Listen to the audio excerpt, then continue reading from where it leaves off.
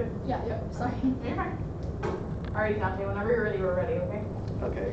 Hospitals are weird when you think about it. On one floor, a woman could be giving birth, and on another floor, a man can be dying. I use this metaphor to describe how the universe works, and basically how the universe is a nursery and deathbed for stars.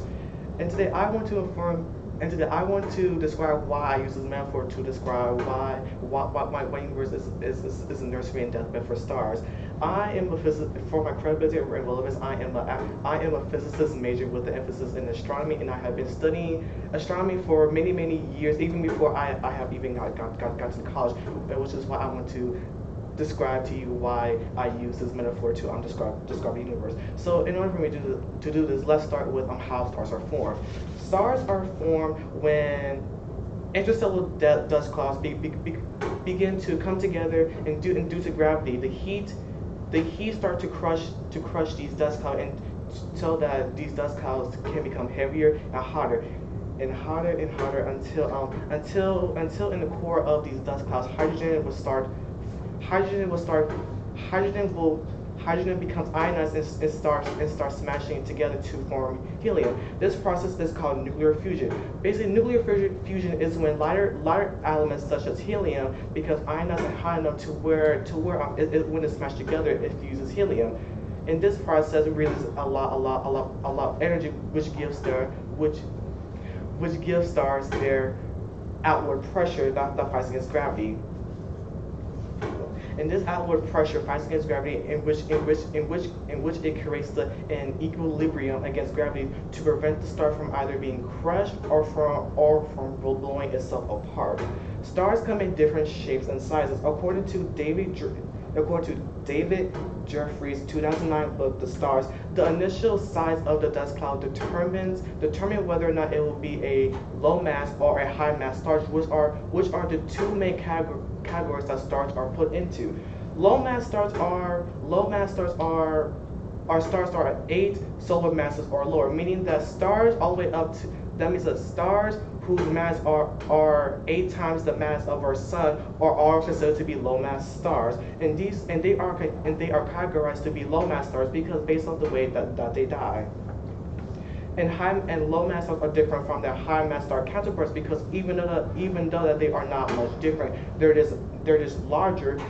High mass stars have extremely short lives compared to their low mass counterparts. According to Julia Chavez, an astrophysicist, in her book *The Life of Stars*, low mass stars like our sun can live up to tens of billions to hundreds of billions of years. Compared that to high mass stars, we can only live up to hundreds of million years to several billion years.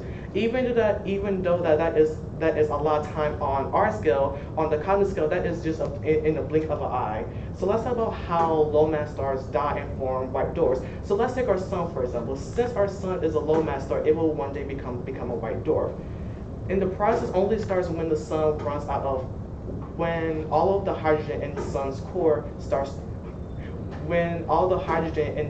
become helium.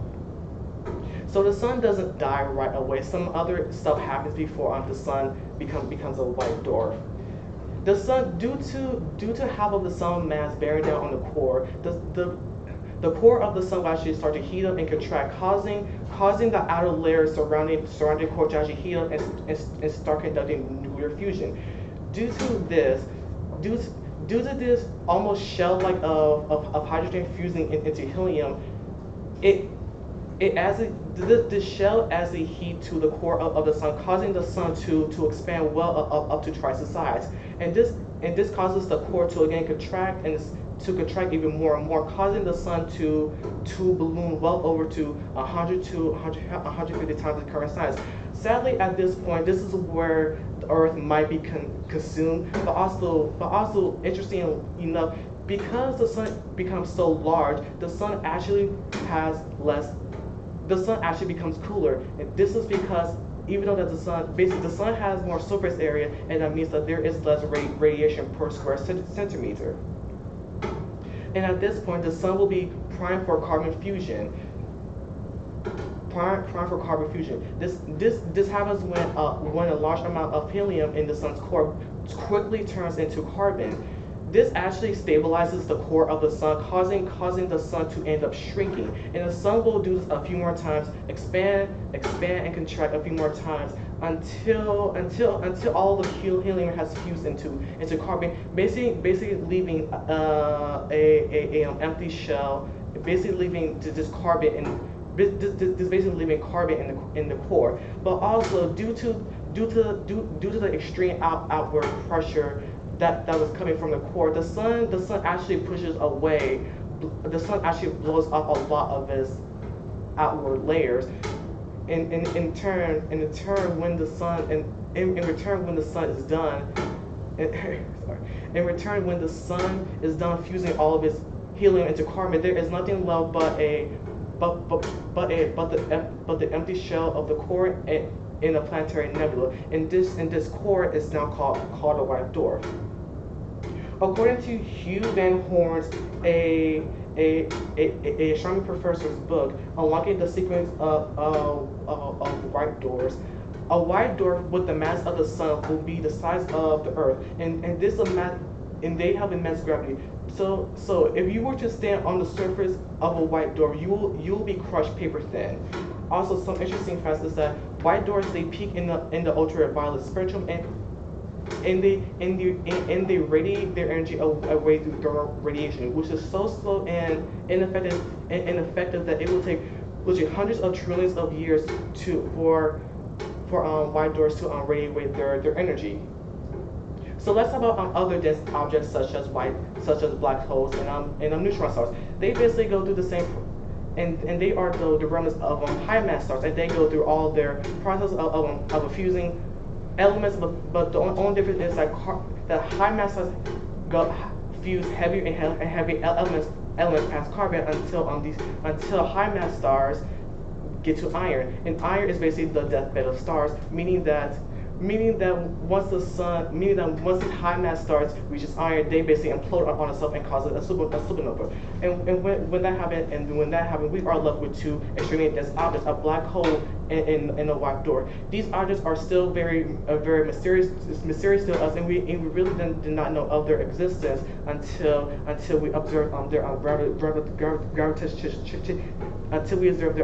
gravitational waves.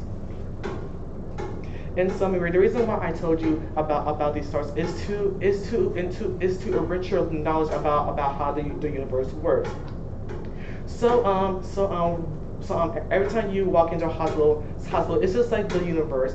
There's death and life all around you. So every time you look up to a star, it's basically like a giant nursery of stars. Thank you.